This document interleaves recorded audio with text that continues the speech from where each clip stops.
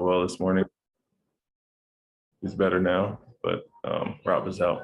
What happened to Rob? Had some tightness in his calf, right calf this morning. Didn't feel really anything after the game, but built up a little over the last few days and felt worse this morning. Well, do you have any testing done or anything? No, just tested out this morning and shoot around. But hopefully it's nothing serious. Obviously, we've got a game tomorrow and see what he looks like tomorrow and go from there. So it sounds like Tice is probably going to get some minutes. Yeah, which he was available anyway. Obviously, have to make up some of those minutes lost by Rob, and Grant will get some more. Tice will get more than he would have, but Al is a guy we rely on anyway on Embiid quite a bit. Much of the concerns I have with Robert is I would say back to size, but just as athleticism. Yeah, Rob is a huge part of what we do defensively, regardless of the opponent. So, like I said, Al's probably the primary guy anyway, but we've all seen how valuable he is off the ball and doing some of the other things. So obviously a loss, but we got other guys that have stepped up throughout the year when he's been out, and good to have Daniel there in this instance and have to do it as a unit, especially with a guy like Embiid. He hasn't played big minutes, for a while, Daniel Tice. Yep. Do you be cognizant how you use him? Yeah, I talked about it this morning a little bit. It's been a month or so since he's really played, and so I want to be conscious of that and the fact that it's a back-to-back. Prefer to keep him in the 15-20 minute range and see how he copes with that. But depends on Rob's situation going forward tomorrow and Al's situation tonight with the heavy minutes, and so we'll take all that into account. You said the other day, the players are fully bought in. What did you feel that happening? The process of when you started feeling okay, it's clicking now? Yeah, I mean, bought in, it might not be the right wording because they've always been receptive to the learning of what we've been trying to teach early on. It was just a matter of having available bodies, the whole lineup. And like I said, short sample size early in the season, 7-8 games, whatever it had been while they were playing, the numbers were good. So it always looked good, but we just didn't have consistency there as far as available bodies and the full rotation. So felt like once all the COVID stuff was done, everybody getting hit with that pretty hard, and we had some consistency with the lineups. Felt like everybody started to get on the same page, and we kind of built some momentum there. So I always felt that they were trying it new thing out, which we really, like I said, went overboard with in preseason switching and doing some of those things, kind of scaled it back to fit our personnel best, but they've always bought into it. It was just a matter of getting everybody healthy. And so the last 15 or so games felt like it came together better.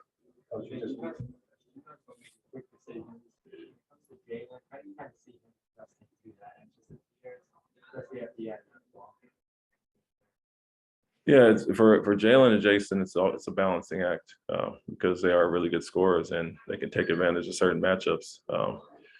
When teams that are switching, we get a favorable matchup. We want them to take advantage of that. So it's not the same case with everybody, but we still want them to understand, when they have the matchup and to attack it, but also realize that teams aren't just going to give them that one-on-one matchup. They're going to show that crowd, and from there, it's making the right read. So it's a balance there, and I think all of our guys, the numbers show and the film shows, and we see it, that they're all trying to adapt to what we're asking of them. And I think over the last 15 games since we played Philadelphia last time, our assist numbers have gone up drastically. I think 8th in the league overall in the last 15 games. And so a big part of that is ball movement, but obviously you got to make the shots behind it. Do I see the same amount?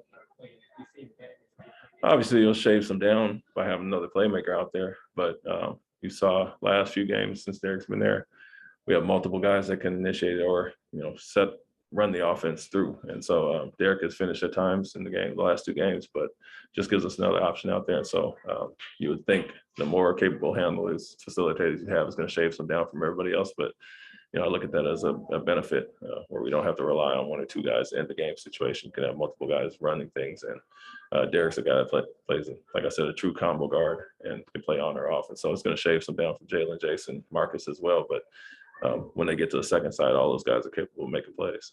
Obviously, your guys don't want to focus on those two, but obviously, pretty scattered thoughts on the six without James. Yeah, it'll be a dynamic one.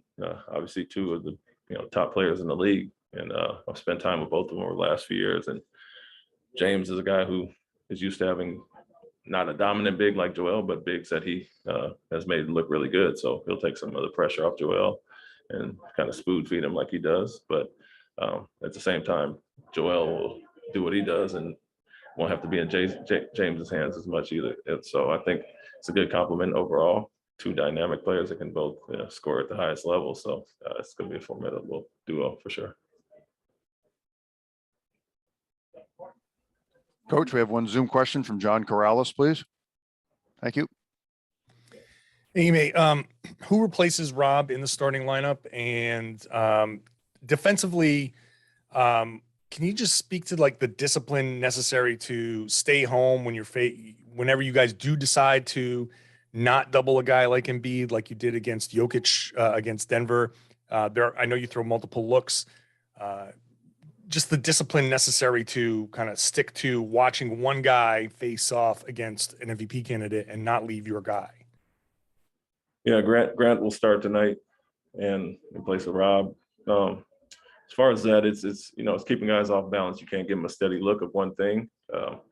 We feel we do have good post defenders, have good size inside and size across the board for the most part, but as reads at times, if a guy's in a bad spot, you want to go after him, make a play, and everybody has to be on point rotation wise behind it. And then out of timeouts or wherever the case may be, if something's hurting us, we'll just, we'll be in certain packages as well, going after guys. So a lot has to do with the personnel on the court at the time for us and the opponent. And I think with a guy like Jokic, who's a really good passer, you want to force him to score at times, which we did, and then went after him at times. And so that's the trick with Joel to understand when he gets it going, how to take it out of his hands and make others try to beat you. But at the same time, he has improved as a passer and he trusts those guys playing off of him. Wrap it up right there. Thank you, Coach. Thank you.